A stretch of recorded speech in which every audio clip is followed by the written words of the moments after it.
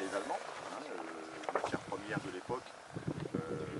Le bassin minier, il a une histoire, hein, 100 000 km de galeries, quand même aussi, de 2300 millions de tonnes de charbon extrait, ce qui symbolise quand même aussi une grosse exploitation, avec des mines allant je dirais, en moyenne de profondeur de 2000 mètres, voire parfois à 1200 mètres également aussi du côté de Méricourt.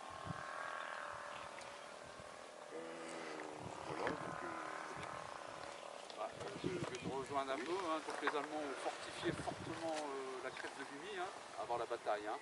Donc c'était pour protéger les mines, absolument, parce que il leur fallait du combustible, il fallait faire de l'armement et beaucoup. Donc cette crête était fortement fortifiée. Donc après il va y arriver la fameuse bataille de 1917 de avril. Je vais vous dire un petit peu ce qui s'est passé, pourquoi. Par contre, ils étaient quand même très bien préparés, quoi, hein. Donc cette bataille était quand même quelque chose de fort. Pourquoi on n'est pas en pleine bosse, hein. Donc là il y avait de l'or, hein, pour eux. Donc ça fait partie de l'histoire de la bataille. Voilà, donc après on peut continuer sur le Givenchy qui a été rasé, comme tous les villages autour, parce que l'artillerie a été là et puis on n'a pas fait de détails, hein. Donc ça fait partie de l'histoire. Ah, vous pouvez faire passer, c'est la photo de Givenchy rasée. Voilà. En partie, hein, En partie, mais bon, il y a Neuville-Saint-Va, il y a l'abbaye à Blas-Saint-Nazaire. À Blas-Saint-Nazaire, il y a Mont-Saint-Éloi, enfin bon, tout le monde a été un peu dégradé dans les villages. Moi j'habite à Bailleul-sur-Berry, souvent quand vous voyez des photos d'archives des différents villages des aux alentours, c'était le néant. Donc à droite, on a le point de vue de la crête, hein, c'est le point haut. Donc qui dit point haut, comme dans le Moyen-Âge, hein, château fort, pour avoir une visibilité, donc ça a été le but de la bataille. Voilà. Bon, donc le bassin minier aussi, cette richesse à l'époque aussi avec quand même son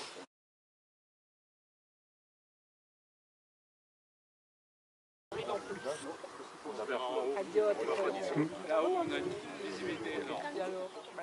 On verra également aussi. Le plus haut, il est derrière. Il est derrière. On verra un peu mieux là-haut aussi, peut-être aussi les différents villages. On va s'arrêter ici, donc on va quitter les lieux, on va s'arrêter au milieu aussi. On le dit là-bas. Ouais, avec le petit symbole hein, de Givenchy en Goël. Bon, n'hésitez pas aussi à poser aussi des petites questions. On fait le détail du parcours peut-être. Donc ici, dans un premier temps, on s'arrêtait au symbole de Givenchy, c'est-à-dire dans le centre de Givenchy. Vous allez voir une maquette qui est là. Ensuite, on va parcourir un chemin, on va s'arrêter à la vigne de Givenchy. On vous expliquera un peu la vigne. Et de là, on partira sur le mémorial. Et là-bas, on vous expliquera un peu plus Dans le détail, les monuments, les statues et tout ça. Alors, bon, enfin, je ne sais pas, chacun d'entre nous, je pense, connaît également le mémorial canadien, mais les différents symboles, forcément, on ne les connaît pas forcément. Et à la suite de cette visite, on redescendra et puis on se permettra de vous présenter le clubhouse hein, de l'association. Et puis, vous aurez peut-être un petit point dégustation et pourquoi pas après, je dirais, vous aurez tout le loisir de revenir avec les différentes permanences qui seront affichées, je dirais, à l'entrée. Donc il y aura une dégustation de produits Québec. Ouais. Et avec une vente aussi éventuellement. Ouais. Bon, on va avancer sur le centre. Donc on y va cool, avec les enfants. Alors surtout quand même un peu sur la route. Bon, il y a la chasuble, les enfants, mais il y a de la voiture. Hein. Parce que, Méfiez-vous. parce que la faire montée de faire le mémorial, bien, parce que je pense qu'on va peut-être mettre sur la droite, du fait qu'on est nombreux, c'est sûr. Hein, c'est la législation qui le veut. Un petit groupe sur la gauche, un grand groupe sur la droite. voilà.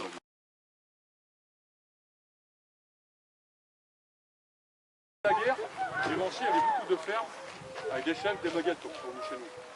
Et à un moment de la guerre, en pénurie, ils n'avaient pas. Donc qu'est-ce qu'ils ont fait? Ils ont tué leurs chèvres.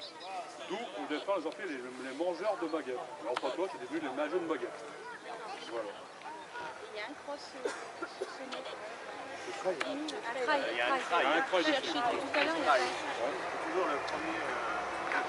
Premier Il y a une rose en week-end du mois de novembre. C'est ça, ouais. Très populaire maintenant. populaire. Et il y a un deuxième truc sur Givenchy aussi. Le deuxième truc sur Givenchy, on les appelle les méthodes de feu. Alors, les méthodes de feu, c'est suite à la guerre 14-18, après la guerre, le gouvernement a donné des sommes aux fermiers qui n'avaient plus de fer, qui étaient brûlés pendant la guerre. Et il y a des fermiers, pour avoir l'argent, ont mis le feu. Léo, Ou en guerre, ou en ferme. Nous, les méthodes de feu qui sont arrivés là. On va profiter un peu de... Thomas. Voilà, je vais laisser la parole Pour la petite histoire, cette chèvre elle a été fabriquée en Pologne. Elle est en matière de bronze.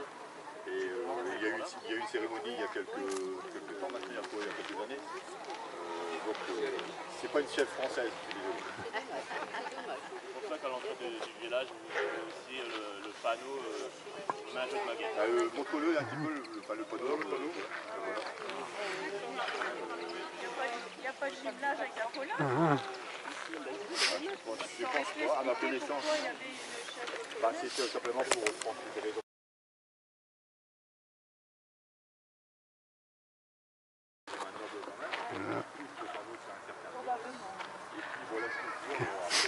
Comme je disais, tout ce qu'on a j'ai là-dedans, moi, ici. C'est qu'il y a eu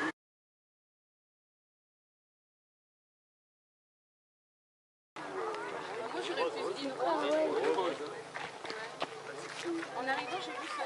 Tu es pas là, Léo. En tout cas, elle a de belles mamelles. Vous êtes dans 4 ans?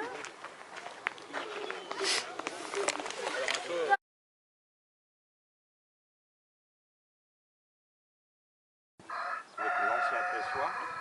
Et, bien souvent, à la sortie des écoles, les enfants viennent et avec leur petit gobelet, directement le jus de fruits. Donc après ce jus est transféré dans les fûts. Faut compter qu'on a environ, ça dépend les années, faut compter 100 litres à 200 litres. Donc,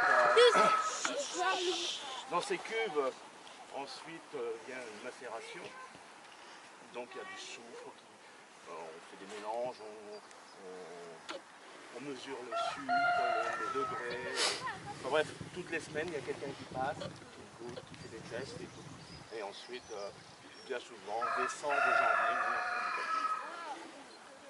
voilà. À la mairie. Elles sont Il y a vendues, des... On a un local. Non, pas forcément. Des fois, on a le président qui va sur Arras, il prend des bouteilles, il revend pas. Ça fait vivre un peu l'association. Hein? À savoir aussi que l'année dernière, il s'est présenté à Arras.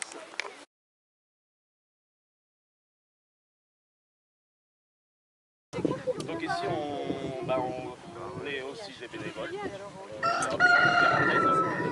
Et dès qu'on a envie, on vient travailler sur la vigne. On la taille, on l'entretient, on la pelouse. On met des filets, on les met souvent en septembre, parce que les niaffes... Parle à Eric. Hein, donc on met des filets sur 4 ans. Et bien sûr, le jour de la vendange, on enlève tout, on met dans des caisses, on transporte Là, une photo à peu près des vignes quand ça commence à bien pousser.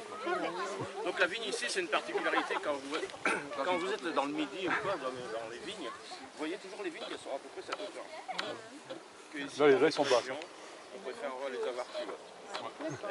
Donc à partir de là, il y a beaucoup plus de feuilles. C'est pareil, au mois d'août, il commence à effeuiller pour dire que les rayons du soleil viennent sur les grappes, pour dire de récupérer du sucre naturel.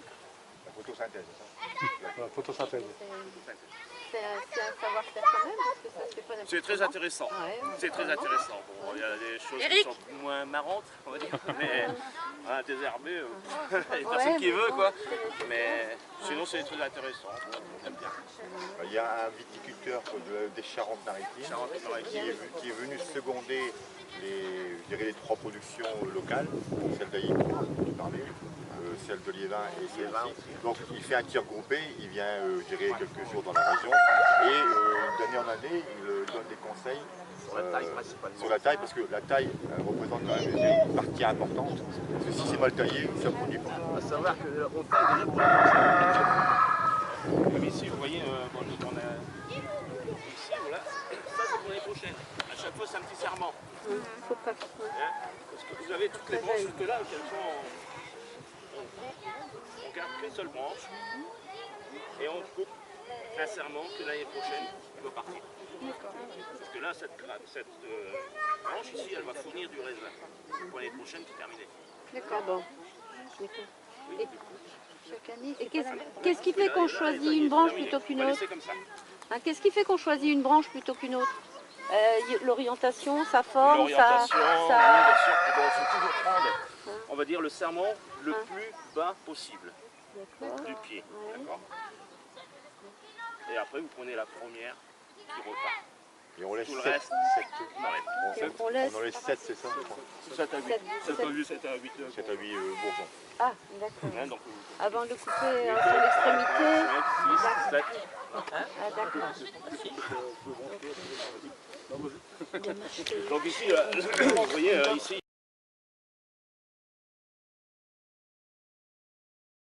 on appelle ça la taille guyot. Guyot? Pourquoi Guyot? C'est le nom de celui qui a préconisé qu'il fallait tailler. Voilà, c'est partout on taille comme ça. c'est pour protéger un pied. Un jeune pied. Ah oui, on voit que... Non, il y a un jeune pied qu'on a replanté. Donc pour les lapins. Ah oui, oui, oui. On met une Ah bouteille. oui, mon Dieu, là. Ouais. Après les lapins là-dessus, ils s'attaquent. Ah, ils aiment bien. Ils aiment bien quand c'est tout jeune. Alors si vous êtes curieux, début octobre, il y a effectivement les vendanges, vous pouvez peut-être vous rendre compte, et le pressoir également à la main encore. Hein. Et moi je l'ai fait une fois, ça muscle. Non, il n'y a pas de pied. Hein. Non, avec un manche comme ça, les biceps sont bien sollicités. On en parlera Maurice si vous voulez, puis vous nous en dira les dates. Ceux qui sont intéressés peuvent venir voir. Et c'est les habitants donc, de Givenchy qui participent à la vendange et tout ça? C'est tout un... Même extérieur. Hein. Il y a Moi je suis Daniel est de Liévin.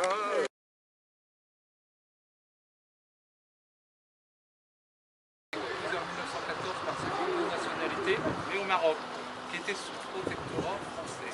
Donc il y avait des Tchèques, des Italiens, il y avait des Tunisiens, tout ça. Donc elle s'est appelée la division marocaine, mais elle n'a que la création au Maroc. Ensuite, il y a eu plusieurs attaques. En 1915, les Français et cette division-là ont arrivé à reprendre cette crête. Ça n'a pas duré longtemps, les Allemands étaient beaucoup plus forts. Il n'y a pas envie déjà une hécatombe. Donc en 1915, ici déjà, bon, ils avaient repris, mais ils n'étaient pas préparés. Donc il y a déjà eu une grosse boucherie en hommes. Voilà, donc c'est pour ça qu'elle s'appelle la division marocaine. Bon, et puis il y a toutes ces plaques hein, qui rappellent un peu les honneurs à toutes ces personnes qui étaient très jeunes hein, à l'époque. Hein. Donc en fait, je vais faire un bref historique un peu pour la bataille de 1917. Ce qui se passe, c'est qu'en 1916, la zone nord devient zone britannique, commandement britannique. Tous les Français qui étaient là sont partis dans la Marne, à côté de Soissons, Reims, le chemin des Dames. Et là, ils devaient se prévoir aussi leur bataille en 1917, en même temps qu'ici. Ce qui s'est passé, c'est qu'ici, c'était sous Empire britannique, il y avait 4 divisions marocaines qui étaient sous commandement britannique. C'est important parce qu'après, derrière, il va se passer des choses. Donc, le chemin des Dames a lancé son offensive aussi. Seulement, je vois un peu l'historique avec le général Robert Nivelle qui a été un peu difficile et l'a emmené ses hommes à l'abattoir. C'est pour ça qu'il y a la chanson de Craon. Il y a les mutineries, ça a été un fiasco. Ici, ils ont réussi à faire quelque chose. C'est-à-dire que les Britanniques ici, les Canadiens, les Australiens un peu plus court, mais ça a été quand même du massacre. Et à Arras, en même temps, le 9 avril 1917, il y avait 20 000 soldats dans les carrières Wellington, dans les souterrains, avait préparé plein de la tendance et tout ça, se sont lancés aussi en même temps. Tout ça, ça a fait que ça a créé... J'étais surpris les Allemands. Ici, les Canadiens ont préparé des tunnels. Vous pourrez voir là-bas, ils ont apporté du matériel, de la nouvelle artillerie, se sont bien préparés. En plus, en 3 ans, 1914-1917, tout a évolué.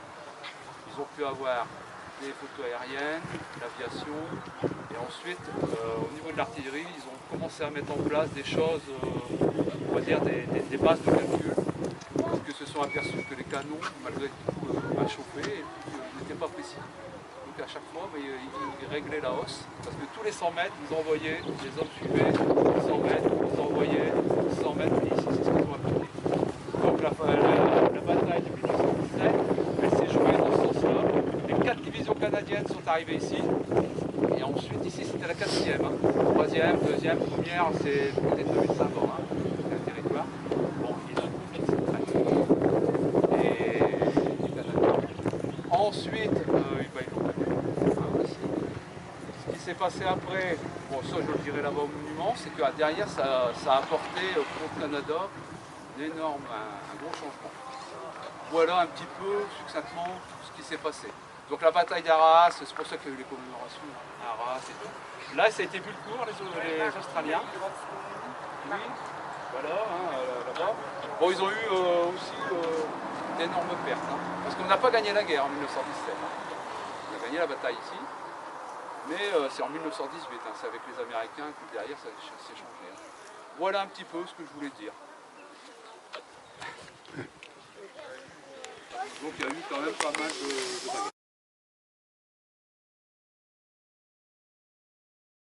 Le téléphone, il faut pas oublier, c'est quand même une profession canadienne. Et quand tu dis aussi de la division marocaine, on pourrait peut-être assimiler à une sorte de légion étrangère aussi. C'est ça. La légion étrangère avec des parias, des coups de justice, etc. Donc sans doute qu'à l'époque, c'est cette composition un peu, je dirais, hétéroclite, et cosmopolite aussi, qui fait que il n'y avait pas beaucoup de Marocains dedans. Voilà, ça porte à confusion, mais la division marocaine, c'est parce qu'elle a été créée au Maroc.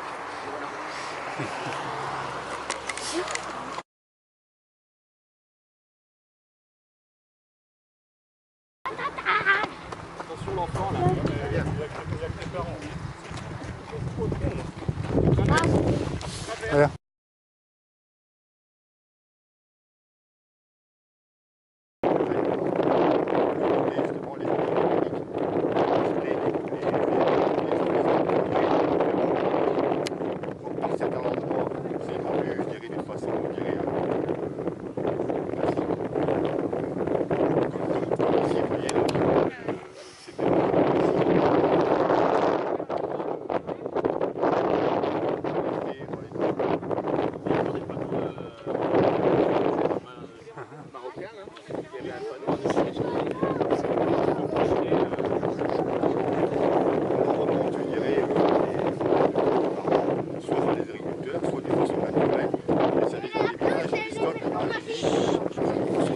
Des années début 2000, où il y a eu évacué. encore des explosifs qui étaient l'évacuation d'un certain périmètre. On n'est pas prêt de voir le bout, du bout. Même 100 ans après. Ah oui, même ça.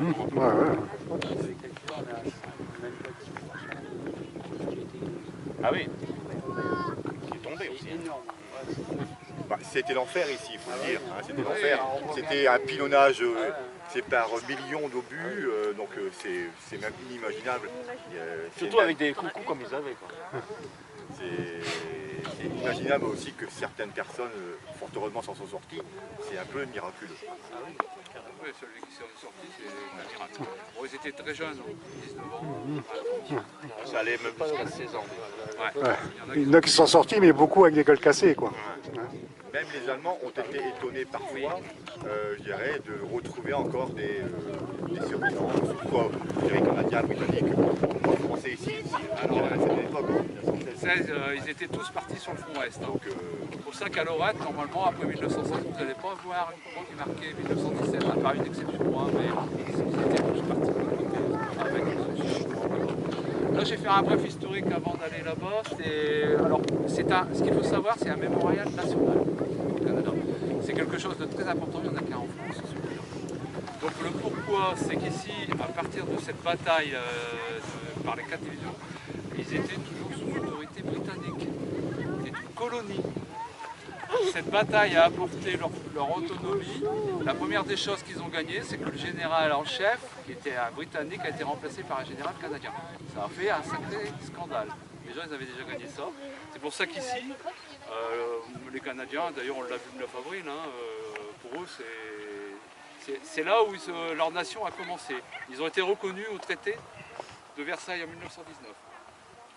Donc après, dans d'autres cimetières, tout ça, vous avez d'autres monuments qui sont toujours un peu différents, mais ici. Donc il y a 11 285 inscriptions, ce sont des soldats morts en France, mais ils ne savent pas où.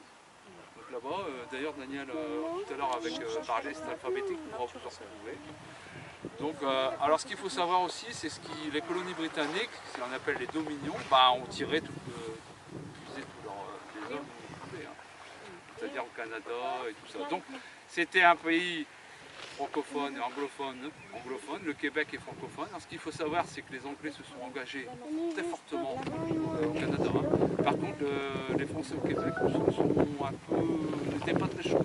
Ils ont mis la conscription en place, ça a fait des luttes. Donc le Canada, en fait, pour eux, ils sont nés ici. Voilà, je voulais en dire. Ça va qu'au Canada, il y a la place qui s'appelle Vimy, il y a des rues qui s'appellent Farmeuse, Lance, Liévin, il y a des collèges aussi qui sont baptisés comme ça. Il y a même un billet de 20 $ encore actuellement en cours, où il y a le monument de Canadien de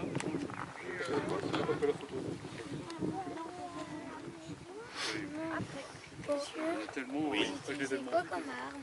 Comme arme, Par les obus. il y avait des fusils, il y avait des fusils mitrailleurs. Alors, si, il y avait... Alors il y avait des mitrailleuses nouvelle génération, parce que toute guerre apporte Il y avait la des technologie. C'est un refroidissement en haut. Alors pourquoi un refroidissement en haut? C'est qu'elle peut tirer 24 sur 24. Donc ça fait quand même pas mal de dégâts. Les canons ont été beaucoup plus étudiés, avec des alliages meilleurs, avec des, comme je disais, des calculs de Réos. Ils ont aussi inventé des nouvelles armes, c'est des canons avec des grandes grenades qui faisaient un tas de dégâts. Ce sont des armes pour tuer. Ouais, c'est clair. Il y a eu les chars aussi. Il y a eu Alors, Ouais. oui, alors les chars, c'était le début. Le début. 1917, ouais. Mais il y avait le début. Donc, C'est en région parisienne, il y avait le dans l'Oise. c'était pas la mitraillette, il y avait le fusil et la baïonnette. Parce que là, ils y allaient au corps à corps. C'est pas rigolo. à mon avis.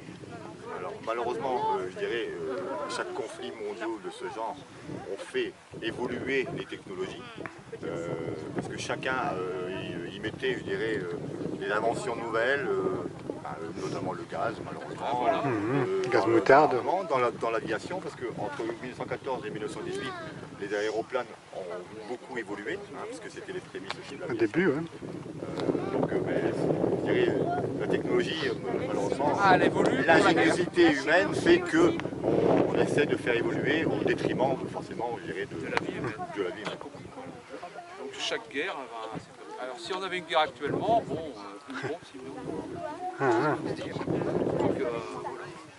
Donc ici, en fait, c'est pour ça que là, le 9 avril, en plus c'est le centenaire, c'est leur création, et c'est pour ça que les Canadiens, même les jeunes et tout, moi j'étais étonné du respect qu'ils ont, parce que c'est ici que leur nation a été créée. Voilà. Donc après ce monument, on va avancer dessus.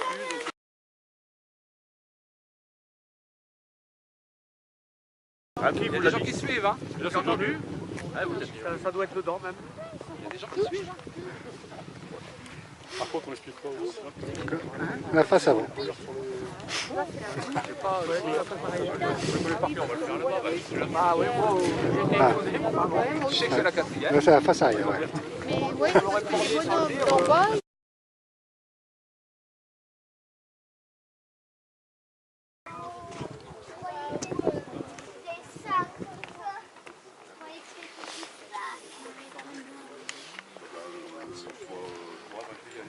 Donc ici on est devant le mémorial, comme j'ai dit. En fait, ce mémorial a été imaginé, c'était un constructeur par un architecte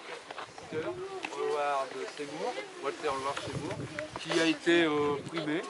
Et c'est lui qui a sorti ce projet. Donc quelques chiffres, je ne les connais pas par cœur, je vais vous les dire comme ça. Hein. Bon, les deux tours font 27 mètres de haut et bâtis avec 6000 tonnes de blocs de pierre. Ils viennent de Voici. puis taillés sur place, avec 1500 tonnes de béton armé pour les fondations. Bon, alors les deux tours, il y a deux tours, symbolisent l'union du Canada et de la France. Donc en haut à droite, vous avez la fleur de lys. À gauche, c'est la croix, mais c'est la croix du Commonwealth. Parce que la feuille d'érable, on la voit après. Donc, ça a été 11 ans de travaux. Il y a une base de 75 mètres de long. Le poids total de l'édifice, c'est 4000 tonnes. Le budget, à l'époque, 1,5 million de dollars. Bon, il a été inauguré le 26 juillet 1936 en présence du roi Édouard VIII. Et Albert le Grand, président français.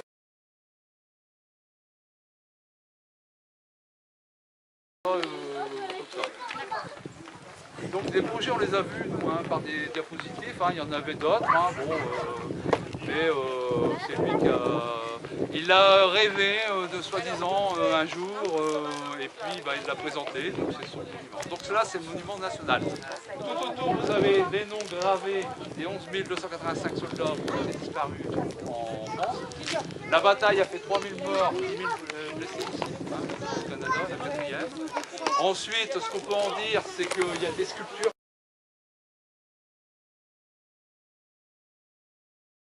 L'essence et l'espoir. Donc, bon, ça, on a des photos, parce qu'on ne connaît pas tout par cœur.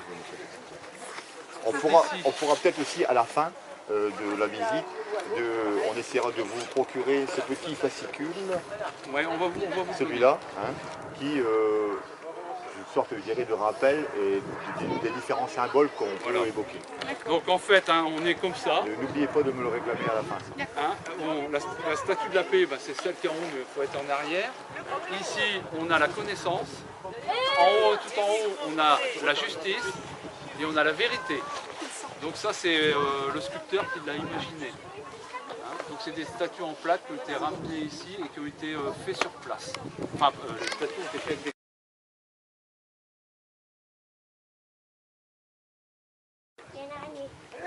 Mais arrête, je suis marrée.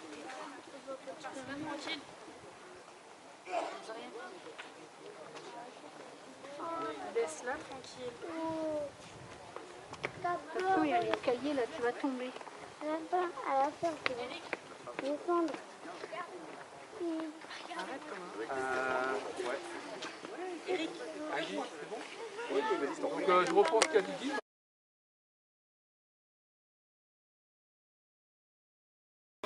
En train de pleurer, c'est bon. Le bloc, enfin la statue a été faite d'une seule pièce. D'accord. Il faut savoir, c'est la seule. Hein. Donc là, ben, on vous approchera après. Maintenant, je vais quand même parler d'une autre statue. Au milieu, c'est l'esprit du sacrifice. Donc en fait, hein, on passe le flambeau derrière. Et ça comment dire, ça a créé, c'est créé à l'esprit du sacrifice qui a un poème très connu de John McCrae, qui était lieutenant-colonel du corps médical, qui a créé un poème, on va vous le lire après, qui a surtout parlé des morts, mais il a mis en place, il a parlé du coquelicot, le copiste, et c'est pour ça que c'est devenu symbole. Donc c'est pour ça que le coquelicot, vous partie. Donc le poème, vous l'avez? Ouais, si quelqu'un peut le lire, si quelqu'un qui a des... C'est In Thunder, chant d'honneur. Je dirais, il a sans doute aussi, il a été créé forcément, je dirais, en anglais. Il est peut-être plus soigné.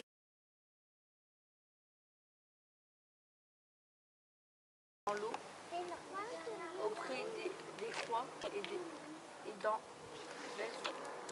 l'espace, les alouettes devenues là mêlent leur sentier au sifflement des obusés. Nous sommes morts, nous qui songeons la vieille encore, à nos parents, à nos amis.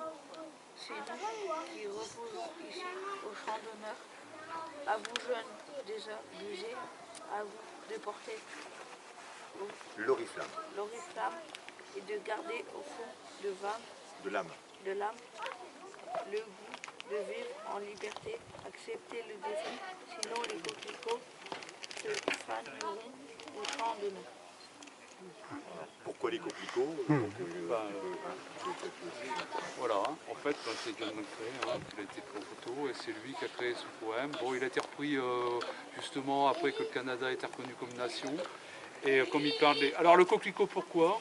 Parce que c'est la seule plante qui arrive à repousser après toutes ces batailles. Donc pour lui, ça l'avait un peu frappé. Vu. Donc c'est pour ça qu'il y a le coquelicot. Donc c'est John McCrae. Bon, il est décédé à Vimoureux d'une tuberculose, malgré tout. Donc en 1900. Et surtout aussi victime des gaz. Des gaz, c'est ça, de cette guerre atroce.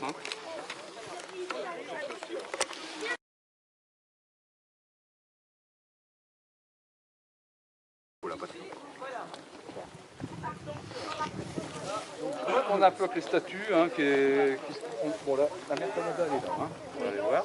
Bon, en haut à droite, c'est la paix, on la voit dans l'autre sens. En dessous, c'est l'honneur. Bon, il faudrait aller voir en zoom, mais bon. Et en dessous, la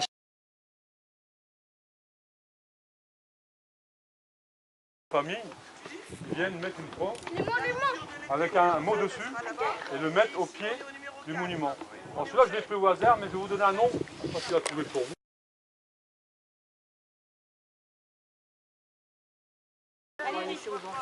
Allez-y.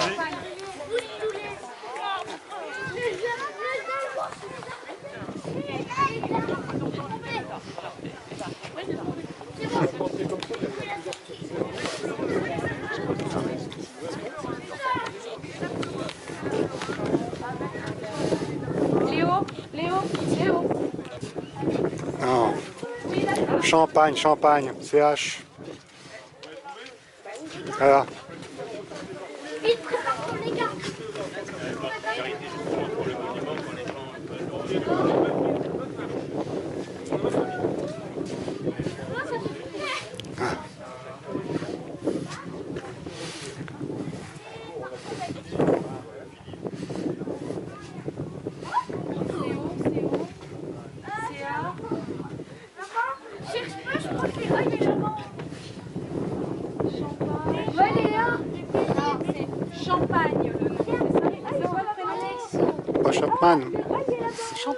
Champagne, oui, pas Chapman, c'est Chapman. Moi j'ai Alexandra. Alexandre. Chapman.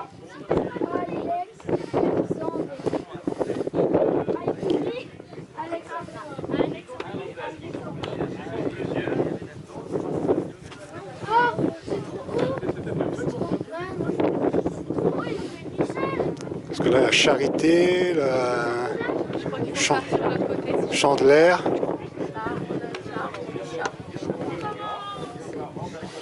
Non, parce que la Chandelaire et Charité côte à côte.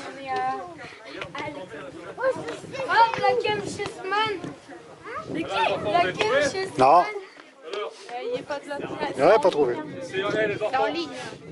Regardez, c'est l'ordre alphabétique. Parce que là, il y a un C, là. C'est un C. C'est un C. Là, c'est les D déjà. Hein? Par là. Les B, c'est par là.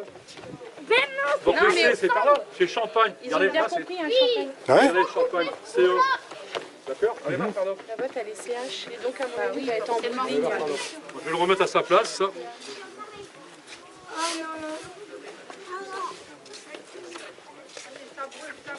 Allez, ouais. Allez. Ouais, les campelles, il y en avait de l'autre côté. Voilà. Vous êtes pas loin. Champagne. Regarde, regarde. Regarde le champagne, regardez le champagne. Mais là, regarde. On s'est dit, Alexander Champagne, il est là. Voilà. C'est là. Vous avez vu après, vous avez entendu? J'ai trouvé. Regardez, ouais. Campbell, regarde. Il y en a un Campbell. Regarde celui-là, il y a un numéro à côté, regarde. Là, il y a un numéro. Pourquoi il y a un numéro? C'est le matricule. Non, regarde, c'est le même nom, le même prénom. Regarde. Et ça, c'est pas la même famille. C'est leur matricule. Ça, c'est son matricule du régiment. Nous, quand on était soldats, on avait un matricule. Il y a une plaque. Toi, comme on a un numéro de sécu, exactement pareil, c'est pour savoir qui c'est. Voilà.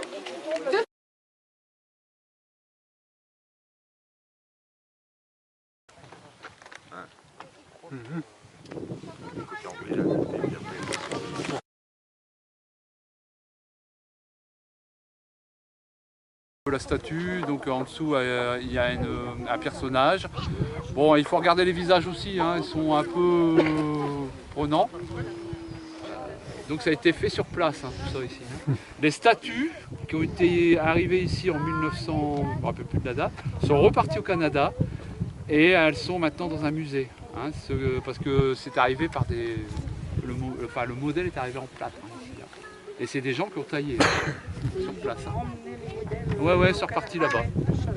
C'est au Canada. Et donc au milieu, ben, vous avez le tombeau, hein, qui représente avec dessus le casque, qui représente l'ensevelissement d'un soldat. Une épée. Une épée, toujours une épée. Non. Et c'est pour ça que là, vous voyez des gerbes, tout le monde vient porter les hommages. Là. Et je pense que le 9 avril, c'est là.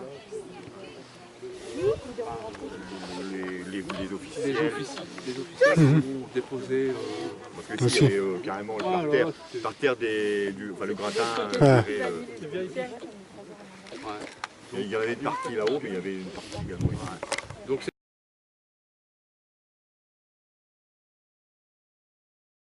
qui correspond au pins que j'ai ici, tiens, tu peux te montrer, ça. La division verte. Chaque division a une couleur. La rouge première, bleu deuxième, le blanc bleu clair troisième et le vert quatrième division. Alors donc la quatrième c'était le général Watson, la première c'était le général Curie, qui a été nommé général en chef après, qui a remplacé le général en chef britannique. Ce que je vous ai dit avant, donc il y avait déjà une reconnaissance de la bataille qu'ils ont fait, quoi.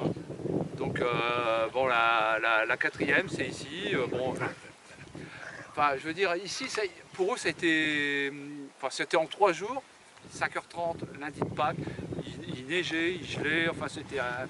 Mais ils ont réussi et ils ont tenu.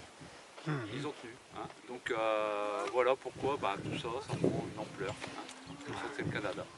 Alors les années se suivent mais ne se ressemblent pas, parce qu'il y a 100 ans, le 9 avril, je dirais 1917, il y avait 30 cm de neige. Voilà. Et le 9 avril 2017, 100 ans après, il faisait 25 degrés. Donc vous voyez, c'était sûrement pas des conditions très favorables pour lancer cette bataille. Et pourtant c'était chaud. Ces jours-là c'était chaud. Et moi je vous invite aussi si vous êtes, je dirais, preneur aussi et très féru d'histoire, etc. Il y a la visite, je dirais, des carrières Wellington qui est très intéressante, très émouvante surtout, et il faut réserver par internet. Et l'avantage c'est que c'est des petits comités, c'est des groupes, des mini-groupes avec un guide. Donc il y a des témoignages sonores, témoignages visuels. Et la fin, bon, je vous la raconte pas, mais elle est poignante quand même aussi, parce qu'on s'imagine ce que les gens pouvaient avoir aussi comme trip pour aller monter des escaliers. Voilà. Donc je vous invite aussi à... c'est pas très cher, hein, c'est entre 6 euros. Mais ça vaut... Ça dure 1 heure et de visite, mais ça vaut le coup. C'est bien, c'est bien fait. Nous, on l'a fait aussi dans le cadre aussi, je dirais, encore en toute humilité de notre formation, de notre implication dans l'association. Et on a trouvé ça vraiment très poignant. Donc dans la continuité, c'est pas le Canada, c'est la Nouvelle-Zélande, c'est les Kiwis. Hein, des tunneliers qui étaient très férus et très expérimentés dans tout ce qui était exploitation souterraine. Et là, ils ont profité de cette galerie naturelle, de cette ancienne carrière des années... 16e, 17e. Voilà, tout à fait, ouais. Et c'est 20 000 hommes qu'ils ont monté, je dirais, comme d'un seul coup pour faire une surprise sur le front allemand. Donc je vous invite vraiment sincèrement à visiter cette carrière-là. Les accès sont faciles. C'est très facile d'accès. Mais il faut réserver par internet parce que c'est par plage et ils ne veulent pas non plus, je dirais, un effet de masse parce que techniquement c'est pas possible. C'est 15, parce que 14 ou 15. Ce sont des plateaux. On se met à chaque fois sur un plateau et il y a des témoignages sonores et visuels. Sonores, visuels et le guide qui est très très bien. vous avez en plus un audio guide voilà, avec vous.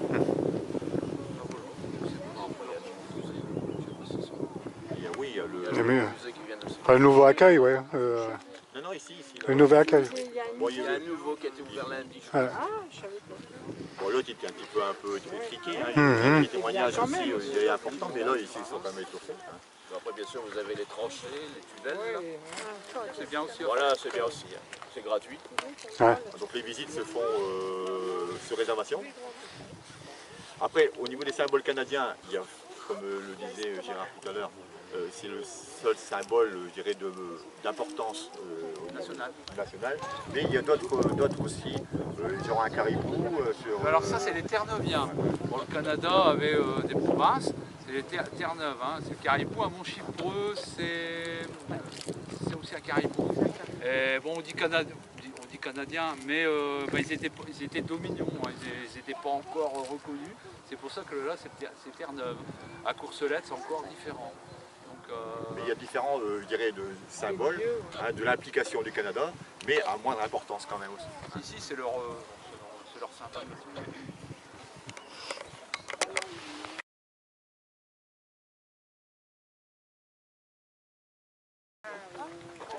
On repasse par là peut-être, non? Philippe, on passe par là ou par là? On va passer par là. Là, je posais la question, si on passe par le monument, par où on est venu.